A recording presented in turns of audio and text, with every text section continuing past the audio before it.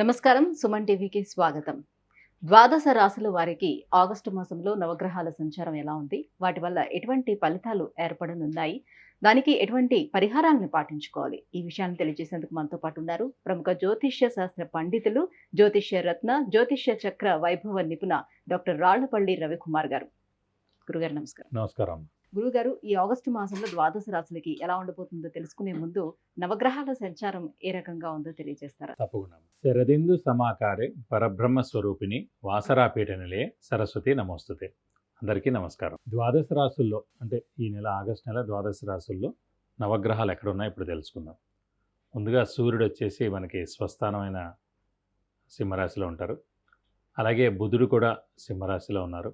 అలాగే శుక్రుడు కూడా ఈ నెల అంతా కూడా మనకి సింహరాశిలో ఉంటారు. అలాగే కుజుడు వచ్చి మనకి వృషభ రాశిలో ఉంటారు.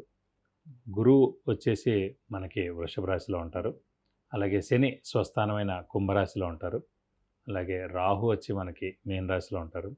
ఇక కేతు వచ్చేసి మనకి కన్యా రాశిలో ఉంటారు.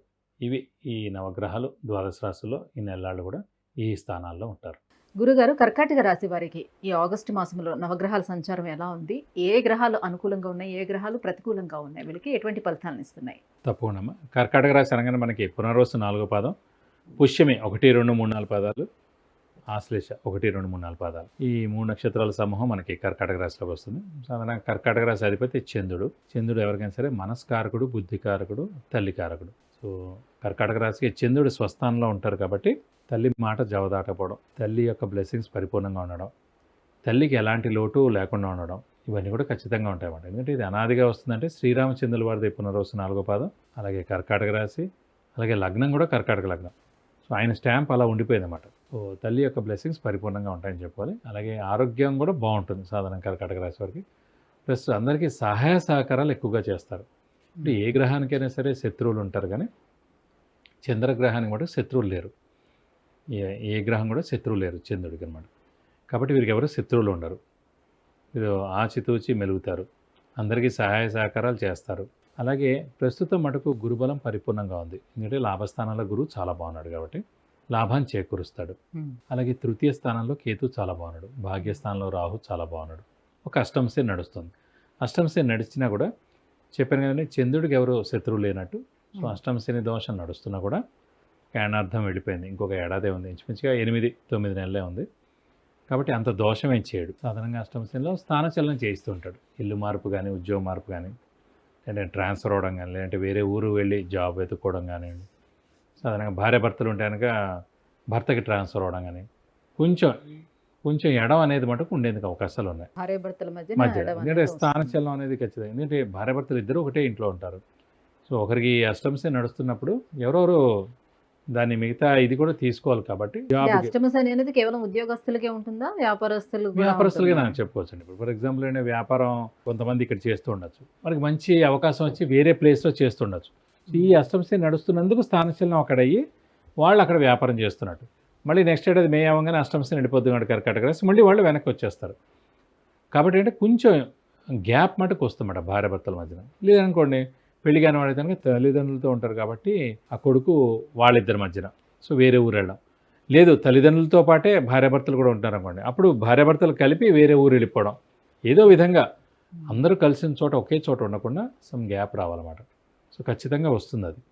అలాగే గవర్నమెంట్ జాబ్ వాడు ఉన్నాడు, అయ్యో మాకైతే ఏం మార్పు ఉండదంటే సెక్షన్ మార్పు ఉంటుంది. రోజు చూసే బాస్ ఉండకపోవచ్చు, వేరే బాస్ ఉండొచ్చు, వేరే సెక్షన్ ఉండొచ్చు, వేరే బిల్డింగ్ ఉండొచ్చు, అసలు వేరే పనే, రోజు మీరు చేసే పని కాకుండా వేరే పని ఉండొచ్చు. కాబట్టి ఏదో ఒక మార్పు ఖచ్చితంగా ఉంటుందండి. ఎందుకంటే అష్టమశని అయినా అర్ధాష్టమశని అయినా 2.5 సంవత్సరాలు. ఆ సమయంలో ఖచ్చితంగా ఇలాంటివి ఏమైనా లేదు, ఇవన్నీ కాదంటే ఇల్లు మారచ్చు, ఇక సొంత ఇల్లు అనుకోండి అన్నారనుకోండి, అప్పుడు ట్రాన్స్ఫర్ అవ్వచ్చు, ఏదో ఒకటి జరగడం ఖాయం. సో ఖచ్చితంగా ఇంకోటి అంటే కొంచెం దూరం కూడా. ఫర్ ఎగ్జాంపుల్ మామూలుగా వాళ్ళ ఆఫీసు చాలామంది అరగంట 1 అవర్ లోపల వెళ్ళి వచ్చేస్తుంటారు. కొంతమంది బాగా దూరం అయినప్పటికీ 2-3 అవర్స్ వెళ్ళడానికి, 2 అవర్స్ రావడానికే పడుతుందన్నమాట. సో మనం అనుకోండి ఈ స్థానచలనం ఇలాంటివి అయినా సరే ఈ ట్రాఫిక్లోనే మీకు వెళ్ళిపోయినట్టుగా కూడా మనం పరిగణించవచ్చు. మీరు ఇంటికి రాగానే తింటారు, పడుకుండిపోతారు తప్ప ఇంకేమీ మీరు అంత యాక్టివిటీ ఏమి ఉండదు కదండి సాధారణంగా. కాబట్టి సమ్ గ్యాప్ అనమాట, అలా గ్యాప్ వస్తూ ఉంటుంది అన్నమాట. సో దానివల్ల చిన్న చిన్న ఇబ్బందులు వస్తుంటాయి భార్యాభర్తల మధ్యన. సో అవన్నీ కామనే, అంత పెద్ద గొడవలే ఉండవు. మనం స్థానచలనం అయితేనే మంచిది. ఉద్యోగ మార్పు కానీ ఇల్లు మార్పు కానీ అయితేనే చాలా మంచిది. గ్రహాలతో పాటు మనం కూడా సంచరిస్తే కనుక మనకి ఏ ఇబ్బంది ఉండదండి. గ్రహాలకు ఆపోజిట్గా మనం వెళ్తే కనుక తప్పకుండా సో ఏదో ఒకటి ఇబ్బంది. ట్రాన్స్ఫర్ లెవెల్ వచ్చేటప్పుడు అది ఆఫ్ చేయించుకుంటే వాళ్ళ ఎదుగుదల కూడా ఆ అయిపోతుంది. ఎదుగుదల ఆగిపోతుంది. కరెక్ట్గా ఈ సమయం కాకపోయినా మంచి సమయం ఉన్నప్పుడు అనవసరంగా అక్కర్లేని పొజిషన్కి చచ్చినట్టు వెళ్ళాల్సి వస్తుంది. అప్పుడు వెళ్ళకపోతే జాబ్ తీసేస్తూ ఉంటారు. అలా వెళ్ళడం బెస్టా, ఇప్పుడు ఉన్నప్పుడు బెస్టా? ఇప్పుడు ఆల్రెడీ టైం అయిపోయింది. ఇంకొక 8 నెలల్లో అష్టమ శని కూడా వెళ్ళిపోతుందన్నమాట.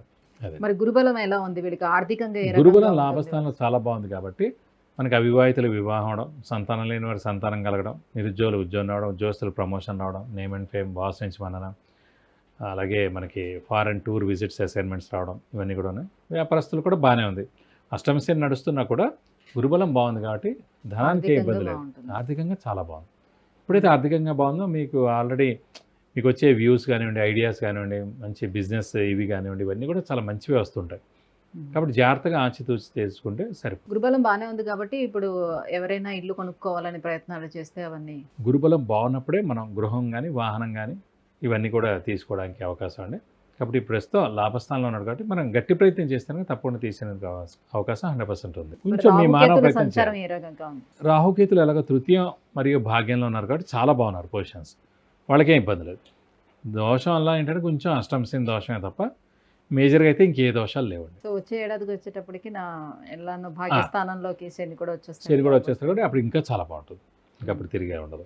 మరి ఇంకా ఎటువంటి పరిహారాలను పాటించుకోవాల్సిన అవసరం ఉంటుంది? అష్టమ శని నడుస్తుంది కాబట్టి ఖచ్చితంగా ప్రతి శనివారం ఉపవాసం ఉండడం, అలాగే ఆంజనేయ స్వామి మరియు శివుడిని ఎక్కువగా పూజించడం, ప్రతి సోమవారం శివుడి గుడికి వెళ్ళి 40 ప్రదక్షిణాలు చేయడం, అలాగే శివుడు అష్టోత్తరం చదువుకోవడం, అలాగే ప్రతి మంగళవారం లేదా శనివారం ఆంజనేయ స్వామి టెంపుల్కి వెళ్ళి 40 ప్రదక్షిణాలు చేయడం, సింధూరు పూజ, అలాగే తమలపాకుల పూజ, అలాగే వడమాల సమర్పించడం, అలాగే ఆంజనేయ స్వామి గుడి చుట్టూ 40 ప్రదక్షిణాలు చేస్తానికి దోషాలు లాంటివి ఉన్నా కూడా తప్పకుండా తొలగిపోతాయి. ఇది కాకుండా ఇంకా ఉధృతంగా ఉందనిపిస్తే కూడా ఖచ్చితంగా శనికి 19,000 సార్లు జపం చేయించి నల్ల నువ్వులు ఒక 200 గ్రాములు దానం ఇస్తానికి దోషం మొత్తం తొలగిపోతుంది. విద్య, ఉద్యోగం, వ్యాపారం, వాహనం, వివాహం, సంతానం, ఆరోగ్యం, ఐశ్వర్యం వీటన్నిటికి సంబంధించి విషయాన్ని తెలుసుకోవాలనుకుంటే కింద స్క్రోల్ అవుతున్నటువంటి నెంబర్కి వాట్సాప్ చేసి గురువుగారి అపాయింట్మెంట్ను పొందవచ్చు. గురుగారు, కర్కాటక రాశి వారికి ఆగస్టు మాసం ఏ రకంగా ఉండబోతుంది, ఎలాంటి పరిహారాన్ని పాటించుకోవాలి, ఈ విషయం తెలియజేసినందుకు ధన్యవాదాలు. నమస్కారం.